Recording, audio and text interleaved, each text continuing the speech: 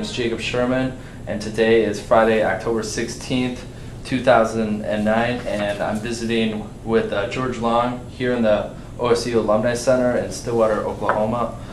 This interview is being conducted for the O State Stories Project of the Oklahoma Oral History Research Program.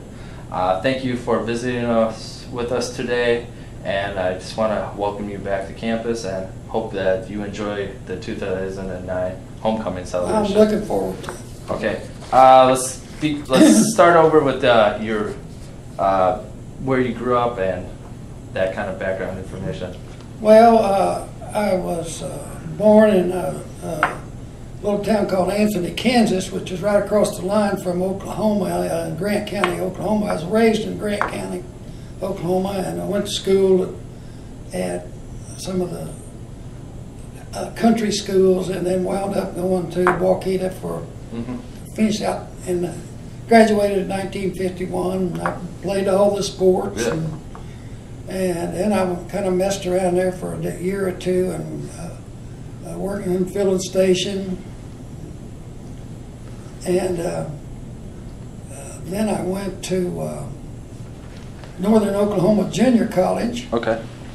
And stayed there 2 years. Didn't really study too much. Kind of played the sports, and I found out that there were a lot of good athletes even at small schools, and so competition was quite great as far as basketball was concerned. But I did play on the tennis team, and got a red jacket with a big O on it, you know, big deal like that. But and then I kind of quit school again and had a little interim work area where I wound up working in the oil field as a roughneck, and I did that for a couple of years, and then I decided in 1956 that I'd go back to Stillwater, and that was probably the smartest thing I ever did. And I wound up going through, I'd taken geology, math, and physics, and all the other stuff, and I got a degree in geology in January 1959. And I really feel like I've made a pretty good use of that degree. And I highly recommend everybody going to college. Yes, yes. Some people don't need it, but I think it did me okay. So that's basically how I got to Stillwater. Now, did you grow up on a farm? Yes. Can you describe for me what kind of farming you guys did? Well, we were wheat farmers. Wheat farmers? Wheat farmers. Winter or spring or both? Winter wheat. You don't find any spring wheat here in this country at all. You got to go north to Dakota to find that.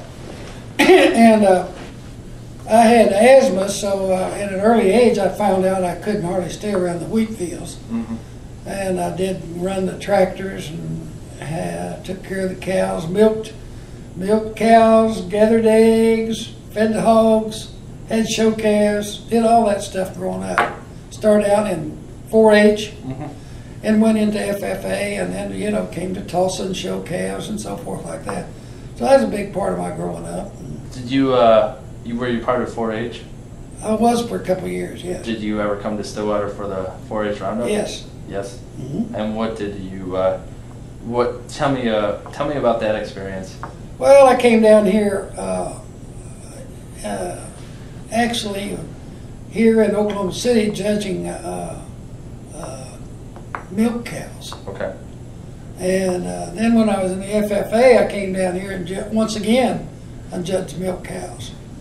I used to try to judge show calves, but I just wasn't very good at that because you had to make an oral presentation of what all your things that you thought was good about that, and I wasn't too good at doing that.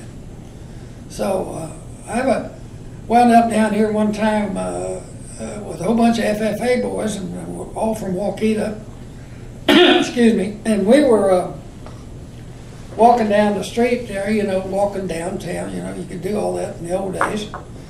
And this guy, we stopped at this filling station, kind of maybe make a few rest stops there, and a guy was in there getting gas, and he said, "You guys want to ride downtown?" And I said, "Yeah, I'd like to have a ride downtown." And several of us got in there, and this guy had a station wagon, and there was a kind of a screened-in box behind it. And we all said, "Well, what's all that noise?" And he said, "Oh," he says, I've just come back from O'Keene, and I've got a basket full, a box full of rattlesnakes back there." And there we were. There we were. All of us said, this guy says, "You know," I said, "has any of them ever got out?" And I said, he said, only one." And everybody raised their legs up, and they said, "Next stop sign, let us out." So we were scared to death. Nice. We didn't have rattlesnakes in Waukegan in those days. Yes. Now, how many head of dairy cows did you have on the farm? Oh, I would say from 15 to 20. 15 to 20. We milked them twice a day. Mm-hmm. Wow. What times did you milk? Oh, usually 7 o'clock, 6:30 to 7 o'clock. And my dad was very good with milking. He had great big hands. He could milk them, hand milk them. He could milk it. You could hear that bucket, making a rattling on that bucket. And of course, I was always small and not real muscular, but I learned to milk. But we did that twice a day. Mm-hmm. And this was before the suction machines? Yes. Yeah. Well, I mean, they might have had it, but we couldn't afford it. Mm-hmm. Now, one of my uncles had it up there. First one I ever saw in Anthony, Kansas. He had a whole string of. Mm-hmm. It was pretty good, Now, did you sell that milk? And if so, who bought it? We didn't sell the milk. Okay. We had a cave, storm cellar. Mm-hmm. Real cool down there. We kept a separator down there, and we'd go down there with the milk and run it through the separator, and then go into a cream can, and it'd fill up about once every 4 or 5 days, and we'd take it into town and sell it. So you had cream, about 2 or 3 of those cream cans that you could, interchange. But we were up there in Tornado Alley. We had to kind of watch everything in those days. I drove an old John Deere D tractor. Mm-hmm. Pop, pop, pop, pop. Yeah. Had to crank it by hand. Didn't have a crank on it. Yeah. You pulled it over a big old flywheel. How old were you when you first drove a tractor? Probably 9. See, some people would be surprised by that. Yeah. Do you remember, was that the old John Deere, was that your first tractor that you drove? Or some people, like my dad, for instance, he grew up on a farm, and his first tractor that he drove was an Alice Chalmers. Mm-hmm. He remembers that distinctly. Do you remember your first tractor? Yeah, it was John Deere. John Deere? Yeah, we had green all my life. So. We never did have anything else. My dad had a tractor that I didn't get to drive, but it had the old steel wheels on it. Mm-hmm. And, make a big old hole in the ground. It had a real sharp front. Oh, yeah. Those ugly looking things. Yeah. If you run over anything, you'd kill them, But we had 2 or 3 of those John Deere D's, and finally got to one that had a starter on it. Yeah. Yeah, but, the equipment is a lot better nowadays. Oh, yeah. And more expensive. I think Dad paid $4,500 for one of those tractors. Yeah. And nowadays you have the air-conditioned cabs and all that kind of conveniences on a tractor. I drove an air-conditioned combine for my brother-in-law. I thought, oh, this is pretty good. I still got asthma. Yes. Now, did you guys have combines? Oh, yeah. Oh. We had the pull type. Okay. They weren't the self-propelled. Mm-hmm. And that was a Minneapolis Moline. Oh, wow. And it was, I used to ride up there in the grain bin, and the wheat come out, but that was before I knew I had asthma. Mm-hmm. Now, did you, was the wheat sold for human consumption, or was it for basic animal feed? Well, the wheat, I would say it was sold to make money. Mm-hmm. And we raised it and then sold it to the elevators, and sometimes they'd store it for us till the price was right. Mm-hmm. But wheat farming has changed quite a bit in the last 30 years. I remember I did drive a self-propelled combine, Mm-hmm. one of the first ones. It was a Massey Harris. Okay. And I drove that, and I drove it for 2 days and wound up in the hospital 4 days. I got dust pneumonia. Oh. It was pretty bad. Mm-hmm. But the farmers, they made the country as far as I can tell. Yeah. I mean, my dad used to talk about parity, and I had no idea what that meant. Mm-hmm. But it was a rough life. I came up in the 30s, and Dad had gone through that depression, and he drove a horse-drawn grader down the road for $1 a day. Mm-hmm. To keep the roads up. That was his part. It's a tough life for those people back then. These guys, like this recession we had, nothing compared to 33. And of course, we may still be in a recession. Yes. I don't have any idea. Yeah. Now you grew up. When were you born? I was born September the 16th, 1933. 1933. And that was a great date. Let me tell you why. Why is that? In 1893, they had the race for what they call the Cherokee Strip. Mm-hmm. Or, you know what I mean by Yes. race? Yeah, the land opening. Land opening. That was the largest competitive race ever held. Mm-hmm. Over 200 and something thousand people made that run. And my grandfather was part of that and made the run into northern Oklahoma, about 1.5 miles in from Kansas, south of the border from Kansas, Mm-hmm. and settled. And my grandmother, he got killed, my grandfather got killed, and my grandmother actually proved up the 160 acres. Mm-hmm. So it's quite a deal, But that's when I was born, 1933. So 40 years after the land Yeah, grant? right, exactly. You're doing good. Yeah. Some math I can do. The town of Waukeeta holds for a number of years now, holds what we call the Old Settlers Celebration, Mm-hmm. every September 16th. It is usually held on a Saturday nowadays, but it used to be held on the 16th. And people would come from all over and go to that celebration. Well, my mother was at that celebration when she felt the urge and took off and had me. Now, do you remember much about those Depression days? Not really. Not really? I would tell you that I saw my folks go through a lot of pain, Mm-hmm. and I really didn't know exactly. My dad might go to the bank and want to borrow $1,500 on an old tractor or something, and the banker would say, "Oh, this thing's not worth $1,500. Well, the thing about that was that maybe my dad had a deal made with the guy that owned that tractor to farm his land. Mm-hmm. You buy my tractor, you can farm my land. The banker turned him down. Very depressing. Yeah. I mean, that's kind of what I remember when I was 15 years old or so. Now, did the war change much for farming in Oklahoma that you recall? I think the only thing I remember about the war is that we had a little bit of gas rationing, we had tire rationing, and other than that, it was very vague for me, I do remember coming home from a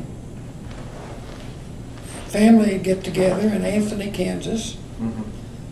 and turned on this old radio, and they were saying that they had bombed Pearl Harbor. Yeah. And that was scared me to death, And I asked Dad, I said, "Are you going to have to go to war?" And he said, "I don't know, son." So you know that's quite an experience that we don't see that nowadays either. Now, in the same tone, do you remember hearing about FDR dying? Yes. Where were you when you heard about that? Well, it was in April, I believe. Yep. And I just remember hearing about it, and then we took a paper out of Wichita, and that paper was delivered every day, and of course it had it in there. And I listened to the radio a lot when I was growing up. We didn't have TV, of course, and I think that that's a real advantage for me, because I got to hear a lot of old programs that were like, you had to use your imagination to realize what was going on. Yeah. I mean, they had, you know, the Shadow, which was a guy that did good, and then they had Jack Armstrong, the All-American boy, Fibber McGee and Molly. They'd open up the closet, and all this stuff would fall out for 10 minutes. Well, you could actually visualize that. And I think when you watch TV 4 or 5 hours a day as these young kids, I mean, I don't know what you did, but when they're growing up, these kids had nothing to do for entertainment except watch TV. Well, you don't get that feeling of seeing all that stuff in your brain. So when you get out in the world and something happens, somebody tells you something, I can visualize what happened a lot, okay? And I think it's helped me in my geology. I can actually visualize certain geological provinces and so forth like that. Now, what was harder, farming life or the roughneck life? Well, I think the roughneck life was probably harder. Okay, why was that? Well, it's just more physical labor, and there's physical labor in farming, but like I couldn't scoop wheat very long because I'd get asthma, and then I was very lucky to be able to roughneck because I didn't seem to bother me too much. I'd get an asthma every once in a while, but I was a little bit older, knew how to handle it when I did, when I was getting choked up. And the aspect of learning that you could go out and do your best job you possibly could and still be fired the next day. I started out on my first job of roughnecking. We wound up laying a pipeline, 2 3/8 inch pipeline, 3 miles, 30 foot of joint, and lay that out there and screw it together. Well, that's a big deal for a guy that never did it before. We did that, and I worked about 2 days out there, and the guy, the owner of the rig, come in there and said, asked the driller, he says, "That guy a worm? A worm in the oil field means you're inexperienced." And the guy said, "Yeah." And he said, "Well, get rid of him. We don't want a worm out here." So I'm down the road after 3-hour days of labor. Well, that's something you learn right there. See, you can do your best job and still get fired. So it was, I really enjoyed the work though. Once I got to do a little more, was able to stay in one place at several months maybe. I usually worked every summer while I was going to school at Stillwater, roughnecking. Where did you roughneck at? Northern Oklahoma, Ashland, Kansas, and Nardin, Oklahoma, Medford, all around through there in northern Oklahoma. Never went too far away from home. Was it oil or gas? Mostly gas. Gas fields? Yeah, we would core though, go down there and do a diamond core. They'd pull it out and lay it on the ground. That was interesting. Pretty, but I finally figured out that the geologists were coming out there and drawing $125 a day, and they might have 3 or 4 of those wells at $125 a day. So they made the rounds, kind of. They'd come out there, and I said, you know, I'm sitting here working for $1.85 an hour. These guys are getting $125 a day a well. I kind of like that. And I kind of was beginning to understand what was happening out there. As far as we drill, we find oil, we run pipe, we produce. So you learn that. And I thought, gosh, you know, that'd be pretty good. Mm-hmm. So that's how I got back to geology. Mm-hmm. And I had a real good banker that told me, and that OSU will really like this. He said, I went to school, I wanted to go to OU. Excuse me. It's all right. Because I knew they had a good geology school. And so my banker, young, he was kind of married to my cousin, not a real old guy, but just maybe 4 or 5 years older than me. Mm-hmm. He said, have you thought about going to Stillwater? And I said, yeah. But no. Yeah, but no. And he said, why don't you go down there and look into their geology school? He said, I went to school at OU and I didn't learn a damn thing. So I thought you might like that. There you go. You might like that. Now, speaking of your family, you come from a long line of Longs that have attended OSU? There's been quite a few, and Can you go into some of that, like who what relatives attended here? Let me give you a little background on my immediate family, right? Right, like my dad. Mm-hmm. My dad was married. Excuse me. My dad's mother was married to a guy named Frank Long. Frank Long gets killed in 1900. Okay. So my dad's only 2 years old. Okay. This lady went ahead and more or less patented that land, but she also then she remarried and had 4 boys, and they all but one.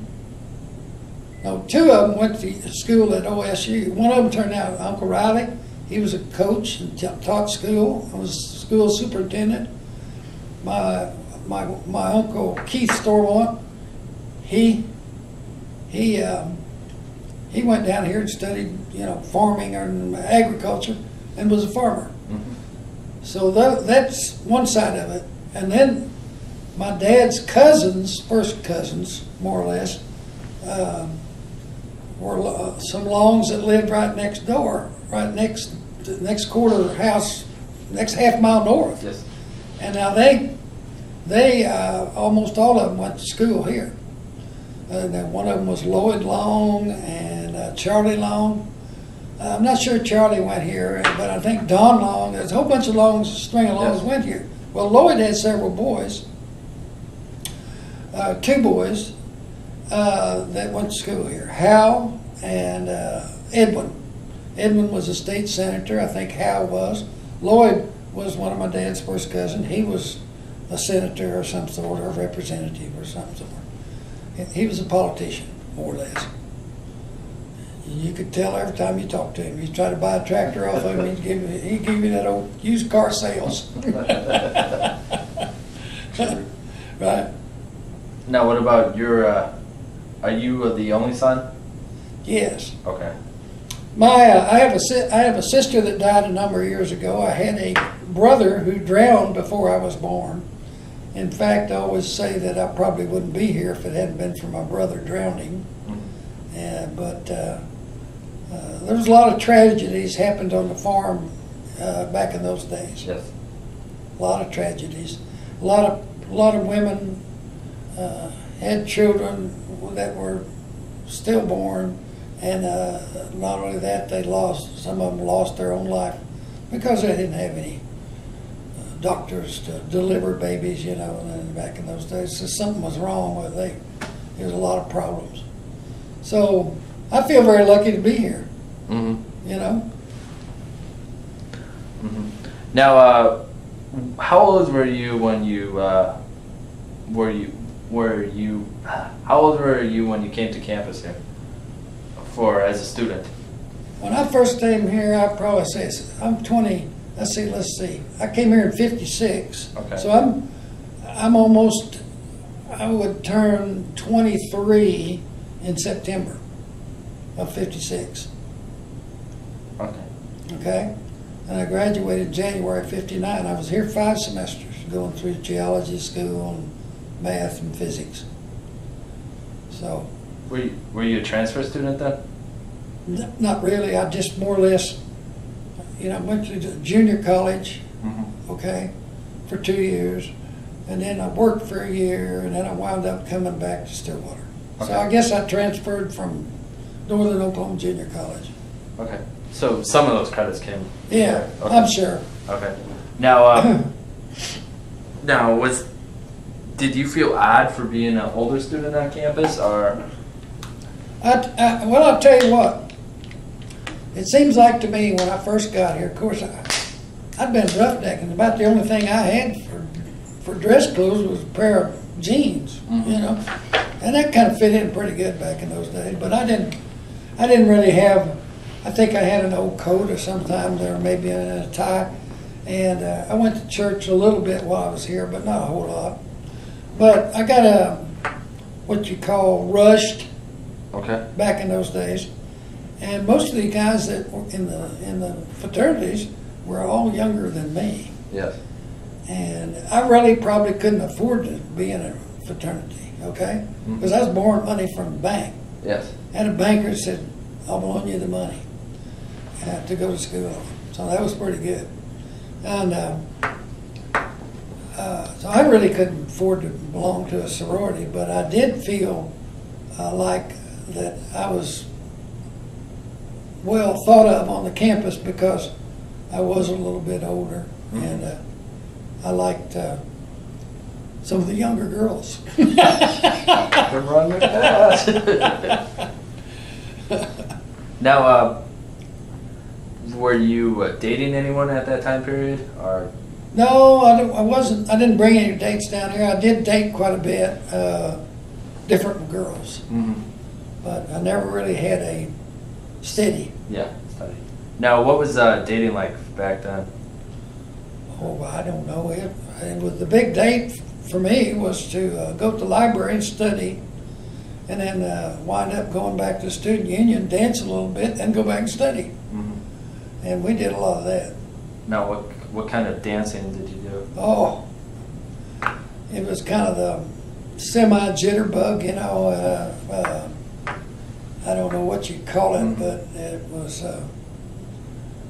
fast dancing and then, slow dancing too. There was a lot of good music back then. I mean, Fats Domino and all those guys, singing. Well, my wife could tell you exactly what it was. Mm-hmm. So, what kind of music were you into back then? Were you in big band stuff, or more of the rock and roll, or the country western, or? I really like, in those days, I really liked country western. But, Elvis had come out a few years before, and he was a big star. And Jerry Lee Lewis, that was a big time thing. But they had slow dancing up there, they never put a record player up on the 4th floor. Yes. And they'd play slow music and then fast music, and then we'd dance. Well, I didn't know how to do a fast dance, but I learned how. And in other words, good enough to get out there. That's right. It takes a lot of intestinal fortitude to get out there. Yeah. If you don't know what you're doing. Well, I'm sure good dancing helps with the ladies, right? Well, I had no problem getting ladies to dance with me. Okay. As far as I'll go. All right. That's all right.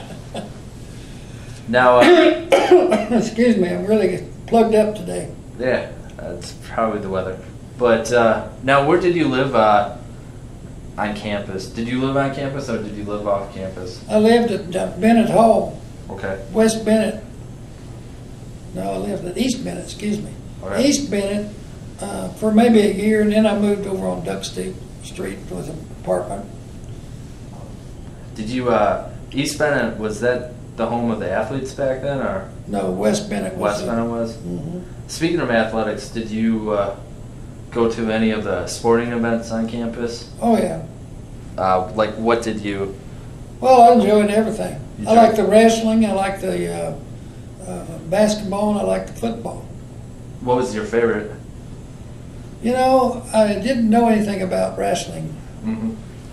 when I come to campus, but I really enjoyed the basketball, but I also enjoyed the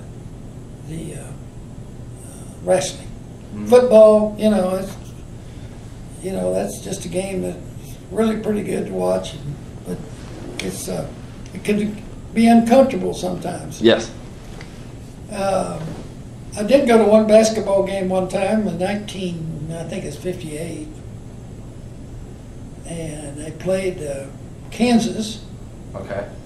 and they beat Kansas, and this was Wilt to Stilt's Mm-hmm. freshman year, and I watched. Can't remember the guy's name, but I would tell this guy to every time Wilt Stilt jumps up, you run under him. So it was interesting. Was this the We had the school day out the next day. walkout? Yeah. You had to walk out that Yeah, next day? yeah. Now, this was the Mel Wright game, right? Where Mel Wright hits the winning shot to beat. I think so. Okay. A long shot. February 57, that sound right? That sounds pretty close. That's right. Now, I've heard stories where the game ended and people ran back to their dorms to listen to the game on radio because there was a delay. I've heard that. Now, I didn't have a radio. Oh, okay. Because they could hear the actual winning shot. Yeah. Now, did you help? Now, there's sort of I wouldn't say protest, but a rally cry for a walkout. Yeah. Do you remember anything about that? No. No. No. Now, you saw. I know we started celebrating right then. Yeah. Now, what was the games were held in Gallagher Hall, right? Right. Now, can you describe for me what Gallagher Hall was like back then? Because now it's called Gallagher Iva Arena, and. Well, I would say that it was very close into the court and everything, so you felt you were kind of sitting on benches where we were, the students. Mm-hmm. I do not remember being any seats, Yes. So it was a good place to watch a ball game. Mm-hmm. You had to get there early if you had tickets. Like how early? Oh, I don't know, maybe hour. Okay. Now, you saw the wrestling. Well, wrestling was pretty big back then. Right? Yes, it was. Coach Myron Roderick. Mm-hmm. Do you remember any other wrestlers from that time period? Oh, there was two twins. I don't remember their names. Yeah. They were good wrestlers.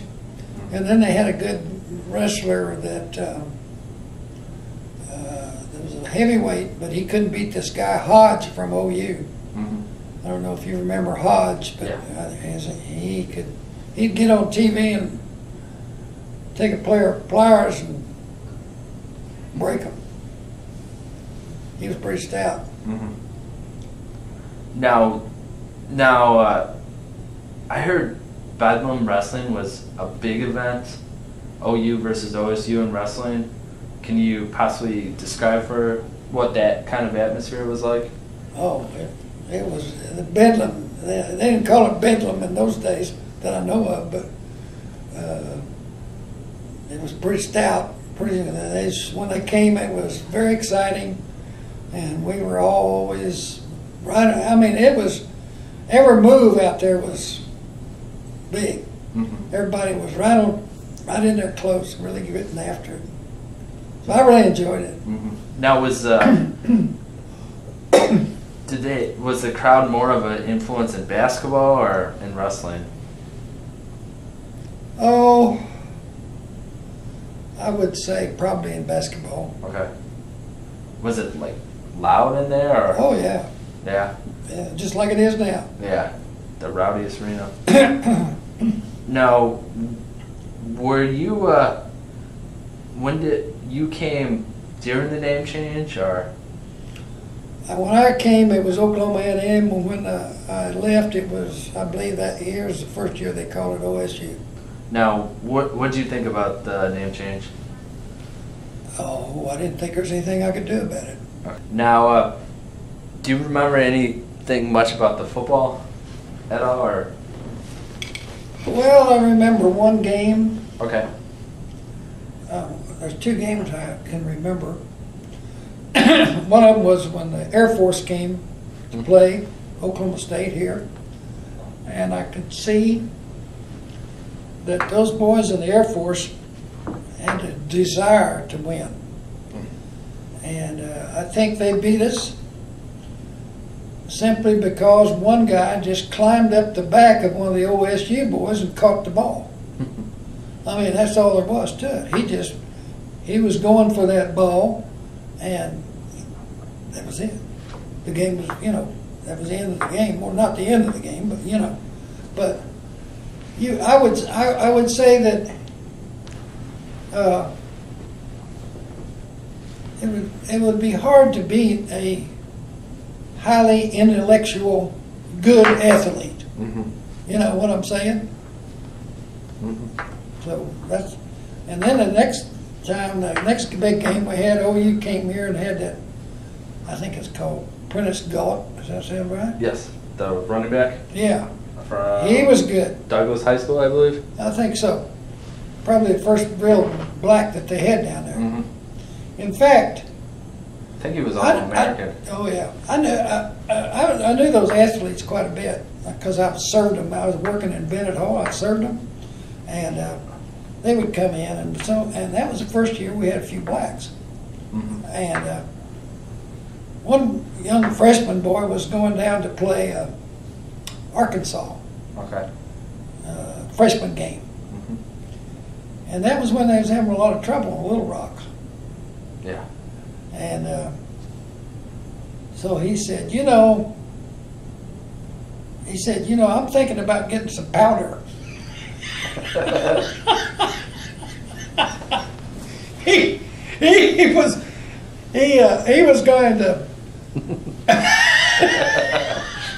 he could powder up before he went down there to Arkansas. I thought that was kind of funny. And he's a good old boy. They never had any trouble. Yeah. Now, were blacks treated well at that time on campus?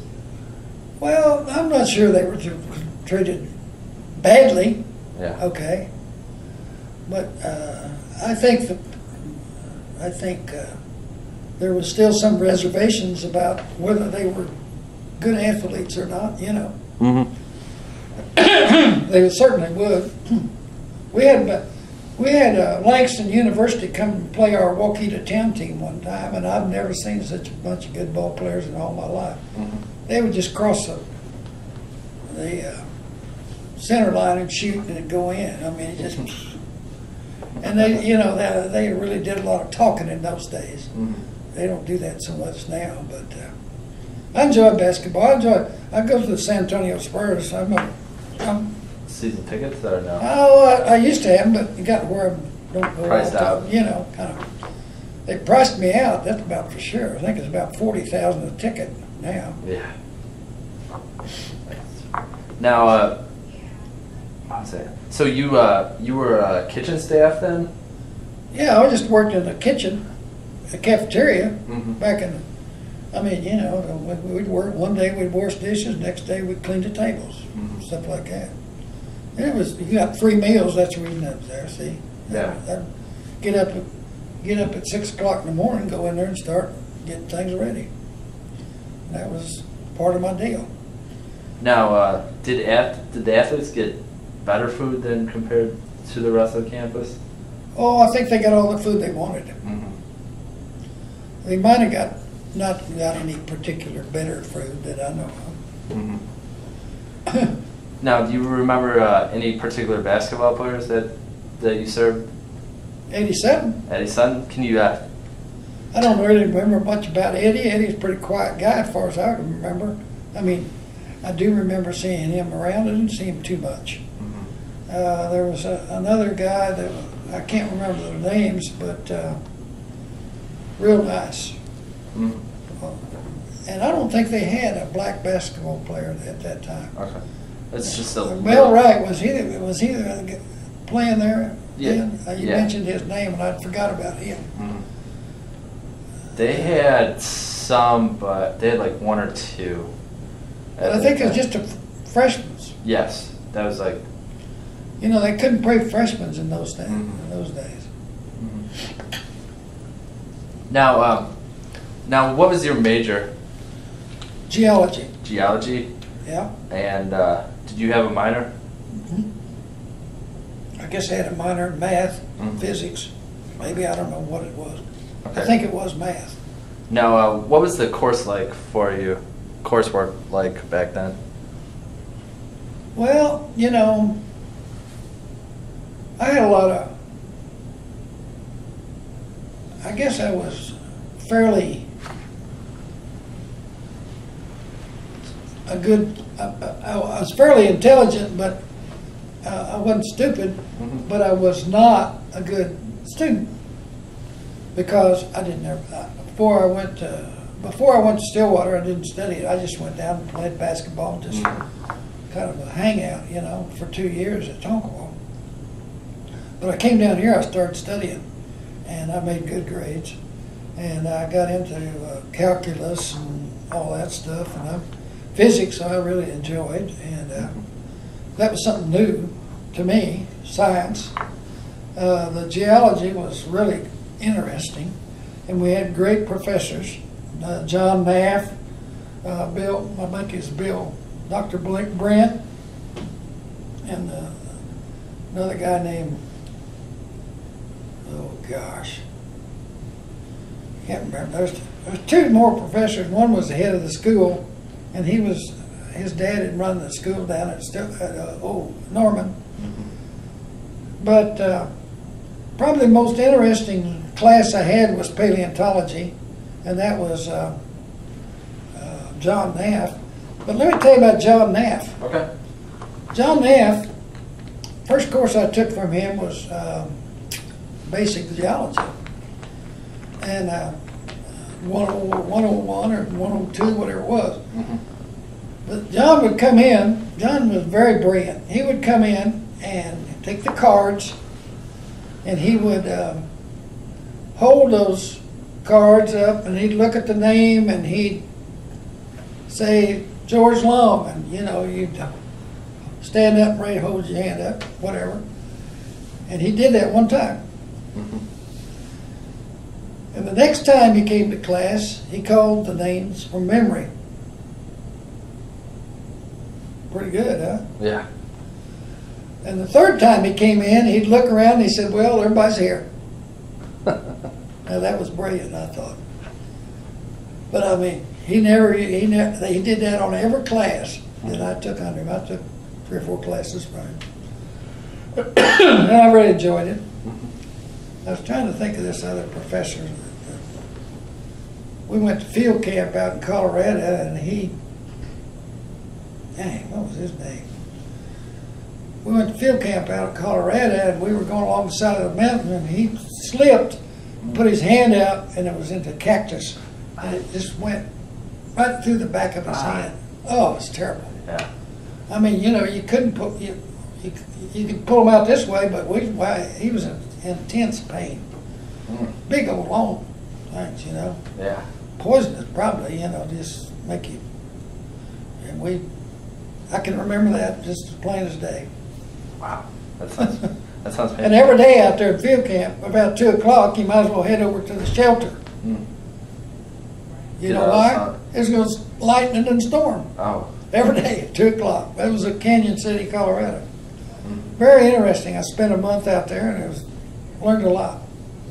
So it was like on-site work, basically? Yeah, you climbed up the mountains and you took a little rock hammer and you chipped away and looked at stuff, described it, whatever it was, and then you drew maps, and, surface maps as they call them. Yeah. We had the alidade, and we'd measure off over here and draw a line here and so forth. I mean, I never used it again. Yeah. Just kind of like calculus, I never used it again. That's right. Now, at this time period, was there a big push for the university to get involved with the sciences? Well, you know, that's probably a good question. I would say that we got possibly had some students that were getting ready for computers, but we all carried a slide rule. And, you know, that was it. Yes.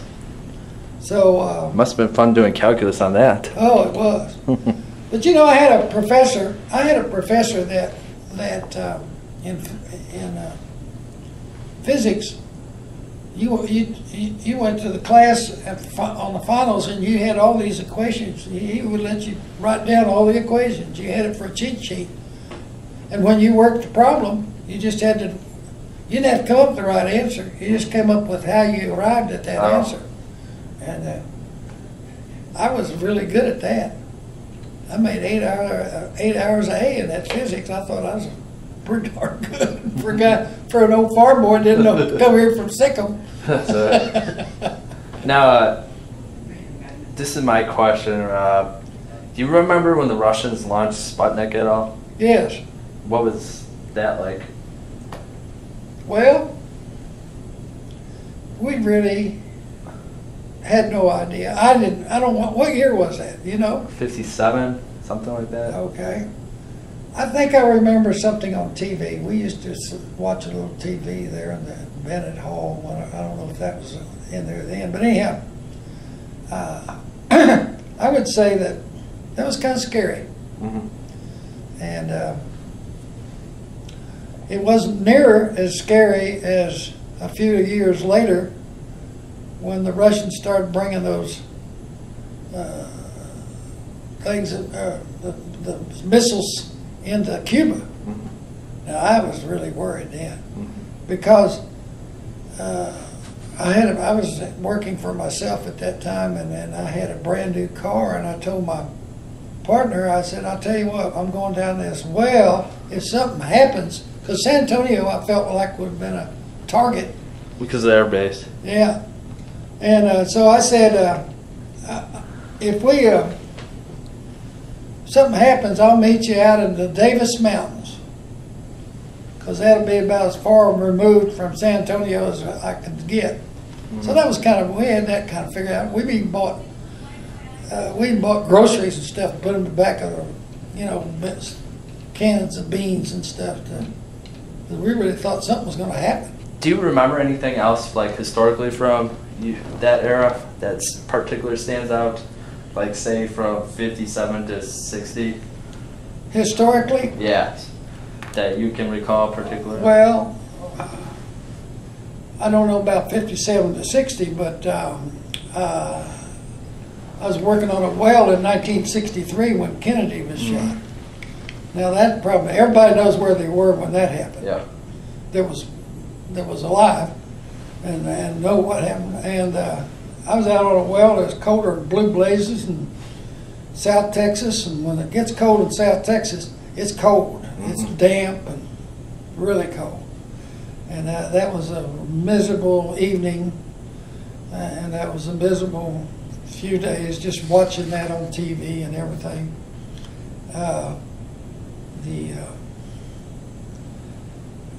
I do remember Khrushchev getting up and pounding on the table at the UN, I guess, and I remember seeing that. And those days were I was just getting started in the geology business, or not the geology but the service business, and we weren't. Oil business wasn't very good. Our business wasn't very good. Okay. Now, was there just one TV Bennett Hall then, or? Oh, I couldn't tell you. I think there might have been one on each side. Okay. Now, what kind of programs did you watch, or did you have time for watching programs? Yeah, we watched, gosh, what was it? Had the dad and the two sons. My Two Dads? Huh? My Two Dads? No, Oh. it was about Nevada. What am I thinking of? Whatever. Anyhow, we watched those quite a bit. Now, did you study much too? I learned how to memorize Okay. a lot, and I did a lot of studying. I was having a hard time with physics, and I finally started going and looking at the answer and then worked backwards. Mm-hmm. It just came to me right away as soon as I knew how to work. I learned how to work backwards and come up with the answer. So then that helped me working with the problems that didn't have an answer. Right. Mm-hmm. And so I learned to study. I wasn't much of a student. I mean, as far as studying, I was a good student because I just was able to be a good student without studying when I was in high school. I didn't study in high school at all. Yeah. Now, where were some of your classes? Well, I had several classes there in the old geology building, which I don't even know where that is. And then I had... Actually, I think we're on top of it. Okay. I think you're right. It looked like it, not too far from the old student union. But, then I had some engineering courses over there, and then I had what do you call it? Not a history course, but humanities. Mm-hmm. Is that a course you still take? Yes. I don't know if that's a good course to take or not. Yeah. You're probably more of a science. Well, you are a science type guy, Yeah. so. Yeah. So something humanities. Yeah. Different style of thinking. And psychology. I didn't go good there either. Now, do you have any other favorite spots on campus that you can recall? Oh, we used to like to go over and get pizza. Hideaway? I think it was, what was it over here? You remember? The Hideaway? Yeah, it might have been. Now, tell me, Hideaway was introduced to campus in 1957. Was coming to campus and eating there, was that your first experience eating pizza? Yes. Can you describe that for In me? fact, I'd never hardly had shrimp as a growing boy. Yeah. Oh, that was good. I mean, that pizza was good. And I always just got the cheese and tomato stuff. I didn't know, maybe a little sausage every once in a while, but I could eat a whole pizza by myself. Mm-hmm. You know. And then used to go drink a little beer. I had a roommate named, who was a fullback on the football team named Everett Wood. He and I'd go out drinking beer, and Everett was part Indian, and he had a hard time handling that damn liquor. Mm-hmm. And I'd kind of look after him. And Everett was probably one of my best friends on campus at that time. Mm-hmm. And I had a cousin that went to school here and played football, a guy named H.J. Green. He and I played basketball together in high school. And H.J. came down here and played on the football team. And I was glad to know that he was around when I first came to the campus. He'd been here a year or so. Mm-hmm. I think he was a sophomore when I showed up. But all in all, it was quite a learning experience to go to college, in my opinion. Mm-hmm. I learned to socialize a little bit, not too much, but I think my biggest problem in those days was being afraid to get in front of a crowd and speak. Because I remember I had to give I was the MC at my alumni banquet one year, several years after I got out of college. And I thought my knees were going to break. They were hitting so hard, But I'd probably do the same thing now. You know, I feel like I'm very comfortable in here for this interview, but if I got in front of a crowd, I might be not quite so comfortable. Has Oklahoma State University remained special for you all these years? Yes, definitely. How so? Well, I'm just proud of being a cowboy, or proud of being an Aggie, whatever you want to call it. You know, I like OU, but I wouldn't, you know, I don't have the same feeling towards them. I have a great feeling for Oklahoma in itself. I think Oklahoma's a great state. I guess right now that I really am worried about the politics of the nation, and not sure it's going the right way. And I think my estimation is that Oklahoma's going to have to help lead the way out of that, and Texas, and you know, you look at who voted for our current president, and majority of the people that lived in this part of the country didn't do that. I don't like to talk politics, but I think all of a sudden we need to talk politics. We need to be able to see the difference of how we think the country ought to be run. And personally, I've worked pretty hard all my life. I still work hard. I run a computer every day, several hours. I program. I do all that stuff. I mean, you know, I'm not a sophisticated programmer, but if I want to make something, I can do it for myself. And I think that, you know, we've got to get back to working. Yeah. Now, what do you think sets Oklahoma apart from the rest of the nation? Is it the hard work that Oklahomans have that you think set themselves apart? I don't think there's the welfare in Oklahoma that there is in the other big cities. You don't have many people. I don't think you got the people on welfare and looking for a handout like you do in the big cities. Yeah, I've been in some of these big places, and you go to California, you know, I'm not sure they know what they're doing out there. And I'm not sure they know what they're doing in Chicago. I'm not sure they know what they're doing in New York. But I did visit New York just the last few years, and thoroughly enjoyed going to the plays and everything, and I enjoyed that. So I've got a different attitude towards New York than I do of some of the other places. I do not believe that you can find better people than Kansas, Nebraska, all these middle states down through here. There are a lot of good people, and they know what it is to work, and they know what it is to be successful. Yeah. And you don't be successful by looking for a handout every time. Now, can you describe for us briefly, because we're running out of time, what you've done post OSU? Well, I've been in the oil business.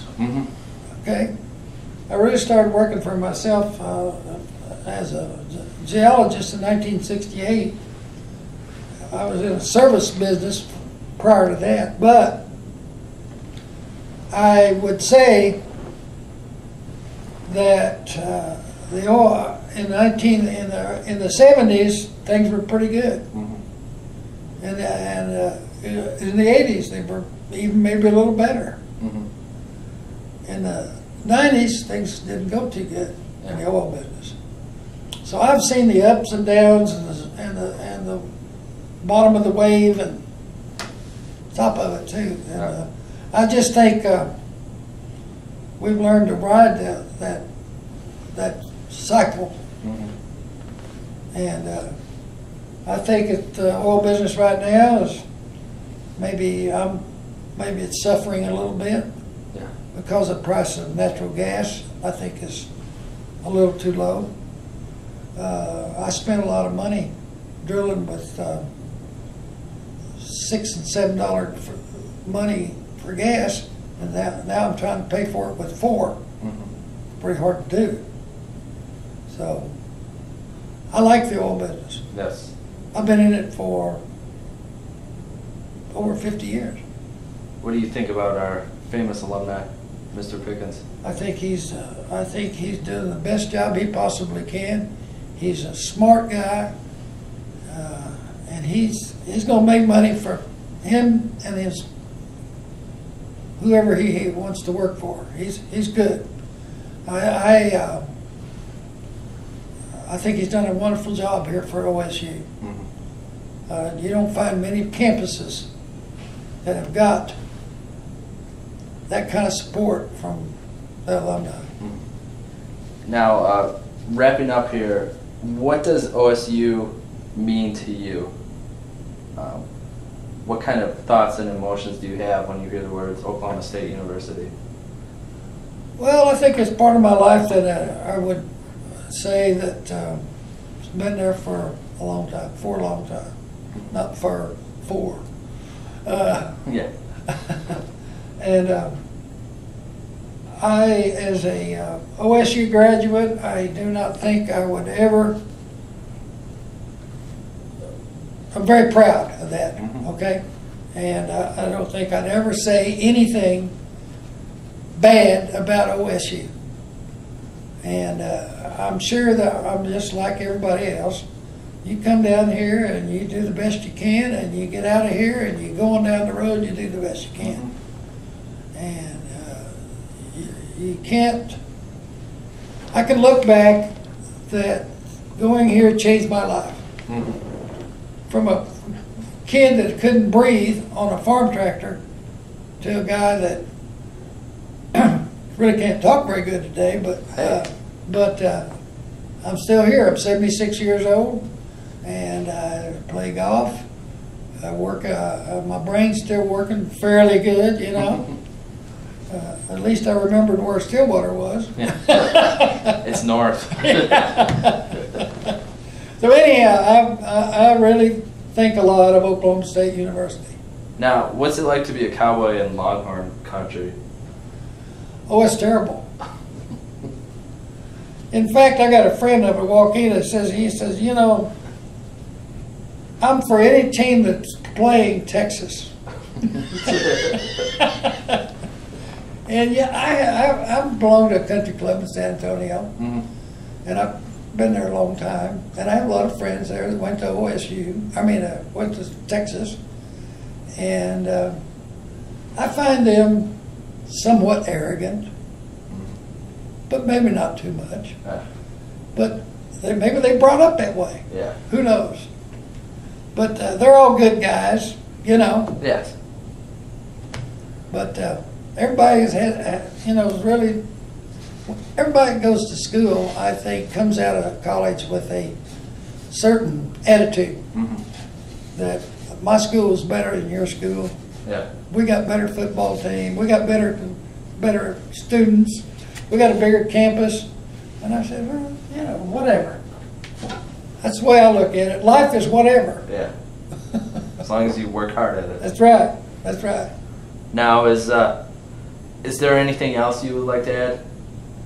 No, I appreciate you doing this interview. I never thought about giving an interview. I'm not too good at giving interviews. And I hope this will go into the archives, and that someday maybe my grandchildren will get to look at it. Well, I thank you for your time today, and I appreciate it. And go Pokes! Go Pokes! That's it.